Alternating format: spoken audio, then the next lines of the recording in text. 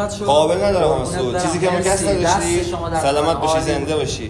500 تومن میشه. مرسی. زنده باشی قربان شما. ببخشید اگه چیزی که ما کس بود. زنده باشی قربان شما. کارت پولمو جا گذاشتم. قابل نداره. باشه مهمون ما باشی. دفعه بعد حساب می‌کنی. عزیزم من تو نداریم که. نه عزیزم. نه با کارت من حساب کن. نه با قابل نداره. به خدا قابل دار نیست. مرسی. سلامت باشید. عزیزم من تو نداریم. بله مرسی. مسعود جانم. من فردا میخوام طلا بخرم. خب برو بخر عزیزم. آخه یه مشکلی هست. من 500 تومن کم دارم. مسعود جانم عزیزم. یه فکری به ذهنم رسید. چی قربونم؟ 500 تا صلوات نصب کن، سالی دیگه این ماشین رو بکنیم شاسته. بله چشم.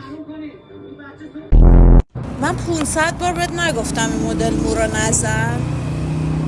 من 500 بار بهت نگفتم تو مهمونی انقدر پاتو دراز نکن.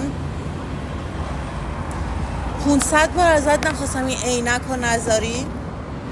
بیا عزیزم اینو بگیر، تو رو خدا دیگه از این به بعد حساب نکن. من خودم هر جور شده با طرف کنار. عزیزم من و تو نداریم که. بله عزیزم مرسی.